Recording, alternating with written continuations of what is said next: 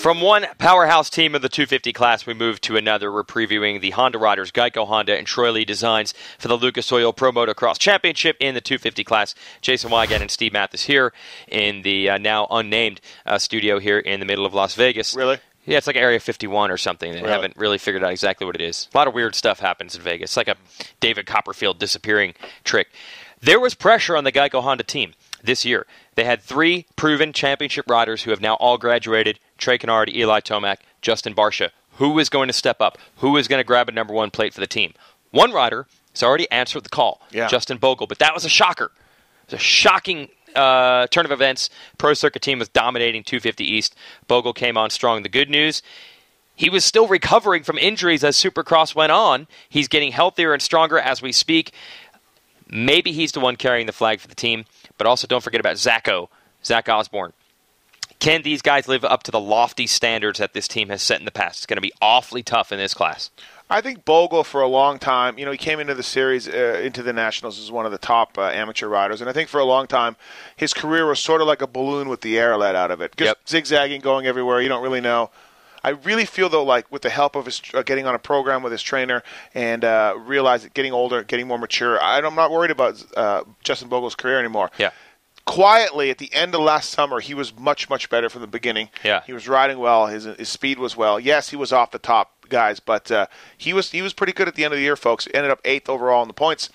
And so I feel like we're going to see more continuation of that. I think that I don't put him as a title favorite. I don't put him even winning any races, but some top 3s and some top 5s a lot. Yeah, absolutely. I think he can do it. Now, I like Zacho. Now, last year, and I think going into Supercross this year, we know, I believe you single-handedly, you had the rows, the oars. You were the one that paddled him back to the United States. I feel like I did. Yes, you were the one that brought him back to the promised land. This Supercross season, not what he needed. Not up front like he was hoping to be. No. Again, with this team, there's a lot of pressure to do well. He didn't improve from last year, I think, like he wanted. But outdoors, I think Zach is really going to bring it. I expect him to be right in the thick of the hunt for race wins.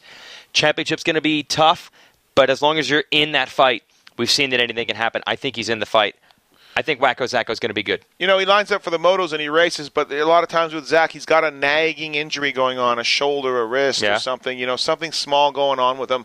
I think he's all healthy right now. He's looking forward to the year. He's as professional as they come with his training and his riding. Very diligent. I mean, the guy on off weekends goes and races at GNCC, just on an off weekend. Yeah, he can do it. He's not scared to do it. So it's cool to see. I mean, honestly, Zach's a buddy of mine, and I did row him over here. You did? But I see Bogle better. Oh, really? I see Bogle ahead of him. I do. I hate to say that, but okay. Wacko Zacco, I think, has been surpassed by Bogle. And then it's nothing to do with Zach. It's just a small nagging injury, some inconsistencies. I like Bogle's path right now, man. I think Zach tries really hard, and that's going to show more so outdoors than Supercross, where effort doesn't necessarily... I'm not saying Zach Osborne doesn't try hard, people, like he says. He's I say that his strength is the effort as opposed to the technical stuff, and that's really going to pay off. Justin outdoors. Bogle, Wygant says you don't try. I'm just doing it to fire him up. Just saying it to fire him up. This is how we work, folks. There are 2 other riders on the team that we want to talk about. Matt Bisceglia, second year as a pro. I mean, he rode 3 races last year after Loretta's. It's really his first go-around for motocross. He thinks it'll be better than Supercross, which is obviously a little bit of a bigger adjustment. We'll see how it goes for him. Top 10s. I think top 10s are something to be happy with and satisfied with if you're in that camp. The book on Bisceglia has been the strength, the fitness, the endurance. That's really what he hangs his hat on. Maybe not the all-out crazy raw speed. But what's funny is they have the one-lap crazy raw speed with the other rider who has been completely almost forgotten about altogether. We haven't seen him at the races much. You got Zach Bell. I don't even know what to say about Zach Bell. I asked you before we started. Yeah. What can we say? Yeah. We don't want to be mean to the guy. It has not been good the last year and a half. It hasn't been, no. So we'll just give him a do-over, a reset. Yep. You see this table? It is blank, considered a blank canvas. Yes. Zach Bell, you draw the picture. You write the story this summer. Now, another rider to think about, not on the Geico Honda team, but on a Honda, is Cole Seeley. Cole has been excellent in Supercross the last couple of years. The outdoor thing hasn't been quite as good. Now, I think some of the injuries he was dealing with in the past hurt his endurance more, so it hurt him more outdoors than in. But for Seeley to get to the level he is in Supercross outdoors is going to take a huge jump.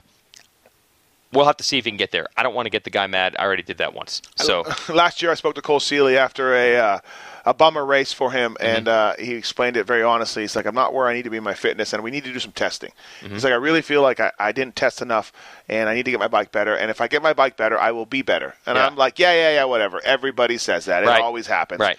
Well, guess what, folks? That next weekend, I think, and I can't remember the races right now, but jumped significantly up. 6.5 or 5.7 or wherever it was.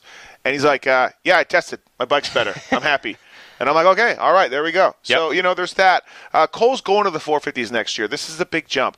There's no doubt he has had more success in Supercross than Nationals. Yeah. His weak link is motocross. Yep. No doubt about it. And he's got to know that. He's not a big guy. He's going to a 450. It's going to wear him out a little bit more than the 250 was. If he wants to get a second 450 contract, he's going to have to improve in motocross. There's no doubt. Right now, as it stands in Supercross, he can put in good results and good rides. He has to get better in motocross. So with that motivation, I think we see a better Cole Seeley this year. I think he's going to be much better than he's been in the past outdoors. I guess the question is how much better can he be? Yep. Let's send it to our man Jason Thomas for a little analysis. We talked about the Cowie guys in our last show, the Honda guys in this one. Who does he think out of this group is the favorite? Who does he think is going to step up and be a rider to beat for this championship? So there's two Powerhouse Honda teams going into the 250 class, the TLD Honda team and the Geico Honda team.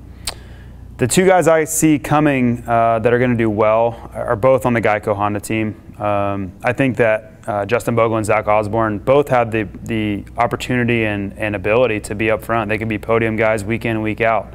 Obviously we saw Bogle really do the improbable and win a Supercross championship this year. And while Zach has kind of had a little bit of a letdown this Supercross season, I think outdoors is his strong suit anyway, and I'm sure he's been preparing, madly to turn in some results, just because he hasn't had the best Supercross season. So I expect both of those guys to, be their team's contender for this championship. And nothing wrong with the TLD guys. I just think that the Geico has the two guys that are going to make some noise.